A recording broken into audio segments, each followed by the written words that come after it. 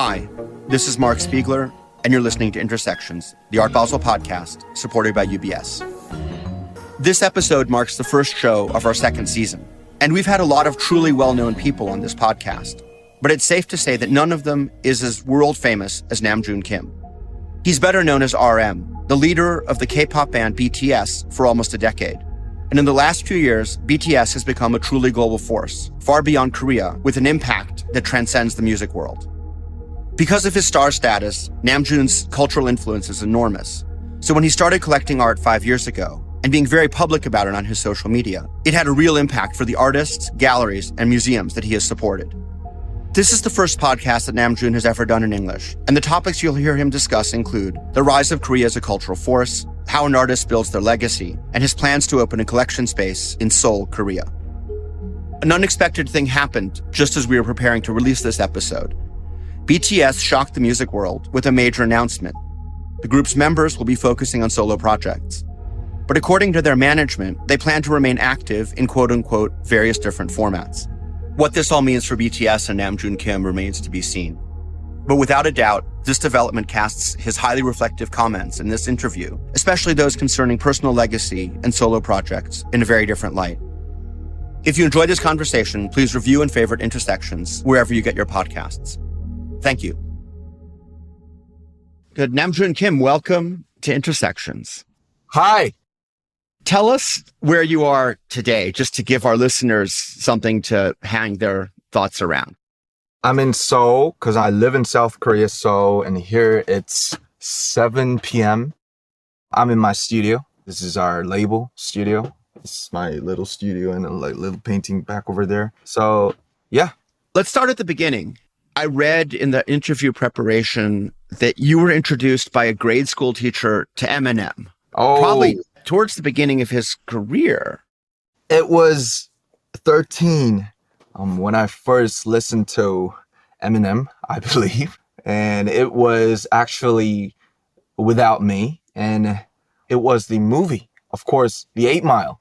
It was a hit. And for a adolescent kid, the rap and the face and the acting he showed in the movie was so sensational. So I thought like, oh man, I want to be like him.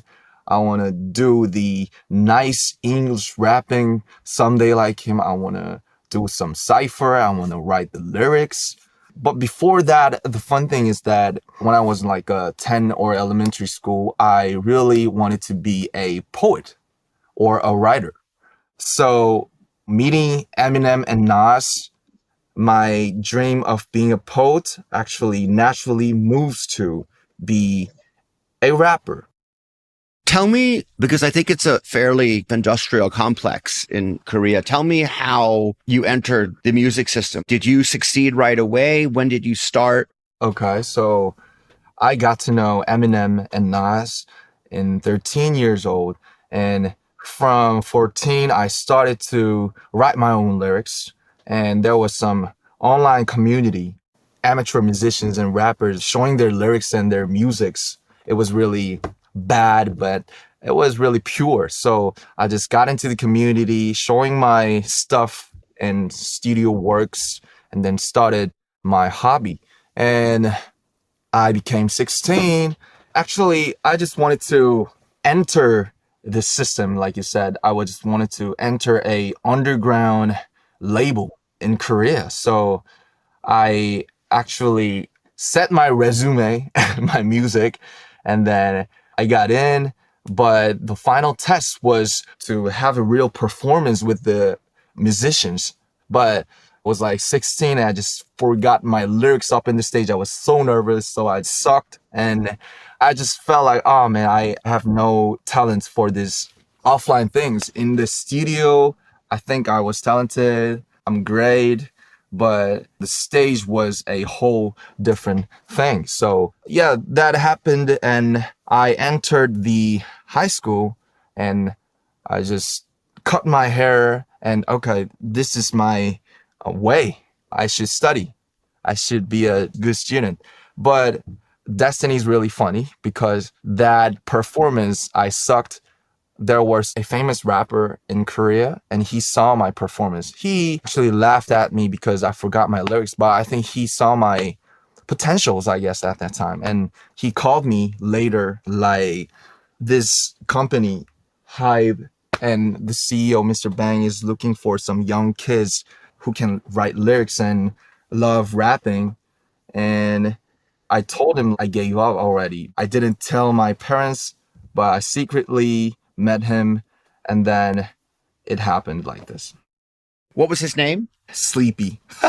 So if Sleepy hadn't called you, you would have become, who knows, a businessman. Maybe a businessman like my dad, I guess. Yeah. Stage fright can hit everybody. But fortunately, your stage fright wasn't at all final. So was this the inroad into BTS, the band that you lead now, or were there intermediary steps?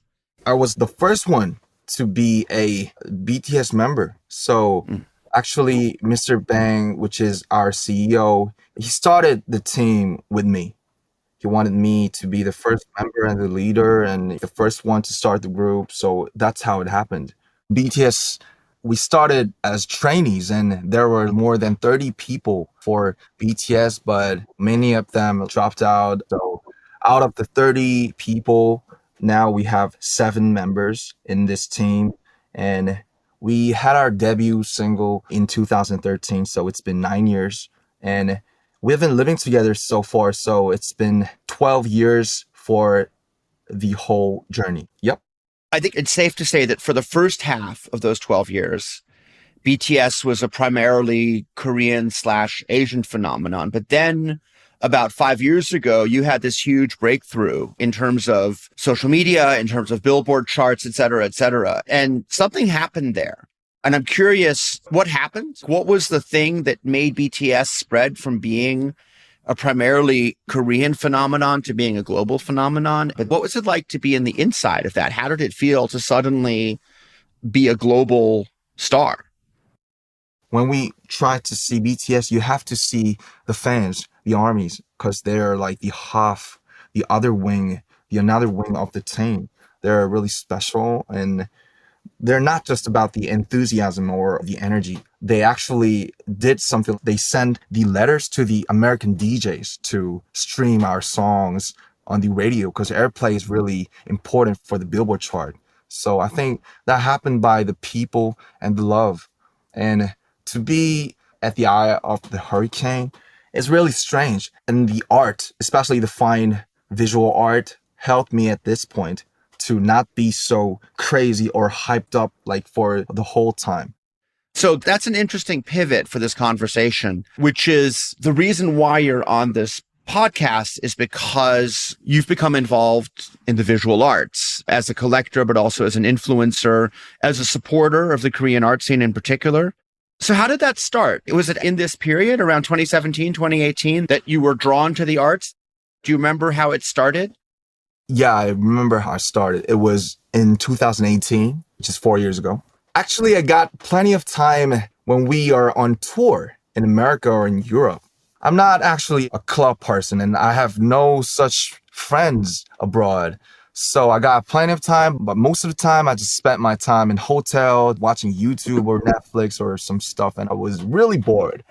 So one day I was like, is there some site or some place that I can go, and then why not go into the museum? So the first site was the Chicago Art Institute, and it was 2018. I just went there and saw the amazing paintings they got, like Sarah, Monet, Picasso, the artists that I knew before that I entered into the art world. So it was, for me, the first time, because there were no such museums or places that could see those artists painting for real. I just felt the thrill, and they're all dead.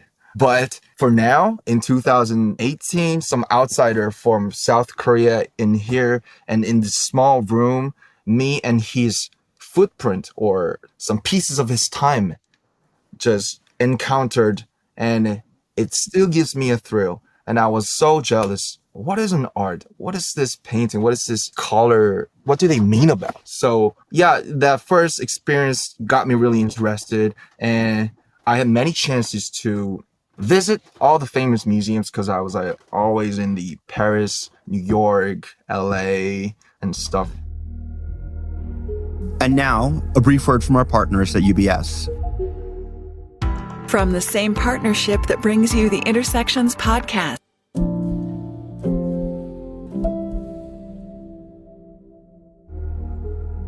And now back to the show. It's interesting, NAMJOON, you probably don't know this, and I hadn't realized precisely how this started, but I'm actually from Chicago. The Art Institute was also one of my first museums. Oh, really? Yeah, wow. Absolutely. Yeah. That's really interesting. So if I could tie this narrative together, there's this moment where not only do you have all the pressures that come with being a global star, right, but also you have the opportunity because suddenly you're doing global concert tours to visit museums all over the world. Right. Tell me how things evolved for you in terms of you're getting more and more engaged with the art world. Were there particular incidents that kind of brought you in deeper to where you are now? The moment from 2017, the Billboard Music Awards, it was in May. So it's 5 years ago from now. And as time passes by, we were involved in the major music industry, like the Grammys or the BBMAs or the AMAs or CBS, NBC, Jimmy Fallon, Kimmel, Ellen shows. So those things were my bucket list when I was young, to see the actual Grammys and meet the great artists like Drake. I even met Nas, which is my idol, and the people who I always see on the TV and YouTube. Firstly, was so unbelievable. But ironically, I found my roots in America, I think. I realized myself as a born Korean in the hotel in Los Angeles. I couldn't leave my country. As time passes by, more and more I got to miss the country, my home, my friends. So firstly, I was wondering, why can't I name any one Korean artist in this visual artwork? I can name thousands of Korean musicians myself, but I couldn't name one single Korean painter. So I was wondering. And after I came to Korea, I started to visit lots of museums in Korea. Korea is a small country, so there's not many museums or great galleries. But when I have time, I always visit the museums and the galleries in Korea. I started trying to research, is there any Korean artists I can respect or I can get inspired as an older brother, as a father for this art world? So that's how it started. What was the first artwork that you bought? I bought it from auction, and it's a Korean artist painting a small mountain painted in 1976. His name is Daewon Lee, and he's famous in Korea. Something like Impressionism, maybe. So first, I looked into it, and I just liked it. I just bought it. But when I set it up on my wall, then I understood what's making a collection and then filling the walls. So it was really strange, and it was really something like spiritual for me still. To wrap it back a little bit, we started talking about the music, and we've been talking about art. I'm curious how you think that your engagement with the art world has influenced you as a musician and as a creator. I really love to use expression a lot. I don't like to divide the art world, but when I see the painters and when I see the visual artists, most of them get their fame after their death. So when I see the artists on their work, on visual artists, on fine artists, their soul is really long time thing.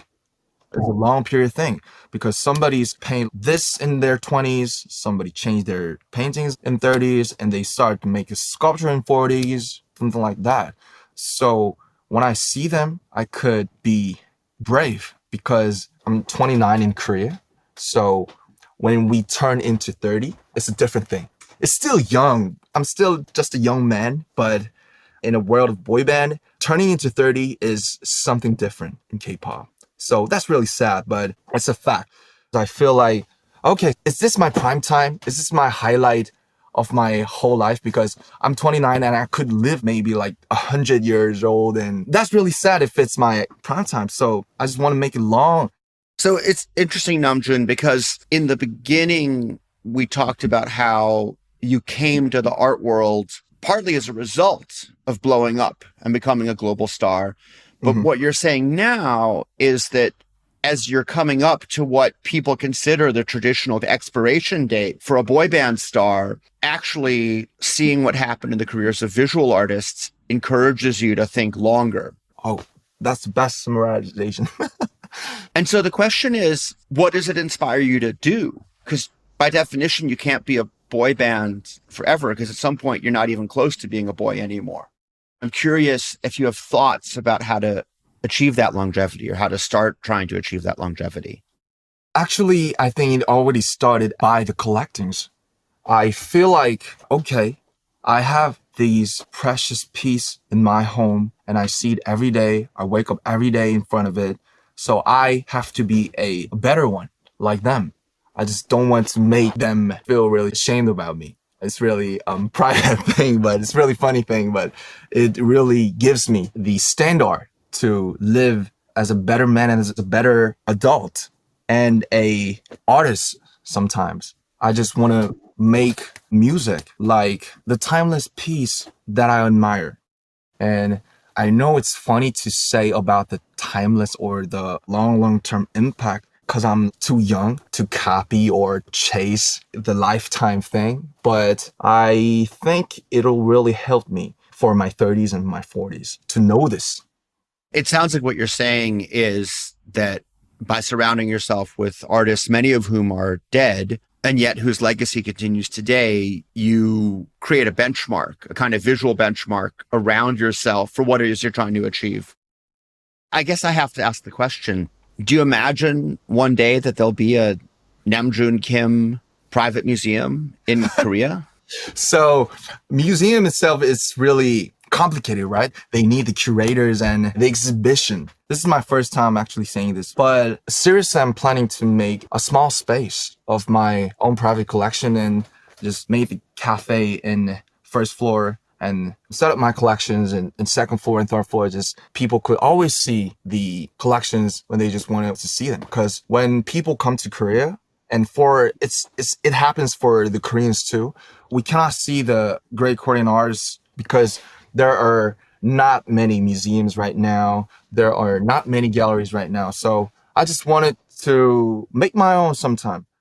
It's interesting. Obviously, social media is a big part of our lives now. And with your social media power and the fact that you post a lot on Instagram, for example, of artworks, of museums, do you have the sense that people follow you, that when you go to a museum, when you show the work of an artist, your fans are then going to see those museums or then curious about those artists? You have this capacity to amplify almost anything that you publicly associate yourself with. I'm so grateful for the fans. They admired my post and the taste. So actually, I think myself as my Instagram account and the post is kind of like a curation already, because I always upload the posts that I really liked about the exhibition or the museum or a site or a gallery. And people, the fans, visit after me when I post it. And it's really great that people could love one's taste and actually be there, visit the museums and see the arts. And when 300 people see the same artwork, they have 300 different feelings. So someday I just wish to maybe share the thoughts about the art and of course my collection too later. To broaden out the conversation a little bit, whether you're looking at BTS or the film Parasite or Squid Games or Dansekwa, the movement from the 70s, which became very prominent 4 or 5 years ago in the market, it's been a very strong moment on the global cultural scene for Korean culture.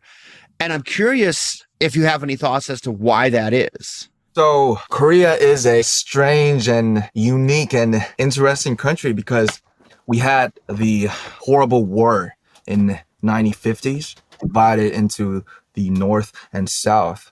It's a really small country. In 60s, we were a country who gets support by the other nations. But 50 years later, we have changed the positions by supportive to a supporter. Mm-hmm. So Koreans, I cannot guarantee the characteristics of it. I cannot define it, but as a one Korean, I guess we have the passion inside, and we have our actually energy and some specific spirit. We call it Han in Korea. I don't know how we could say in English, but after the war and the victimizing of our parents and the grandparents, those time, 70 years made the 2022 of Korea right now, I guess. So for you, this is kind of a delayed impact, which led to this kind of focus and yeah.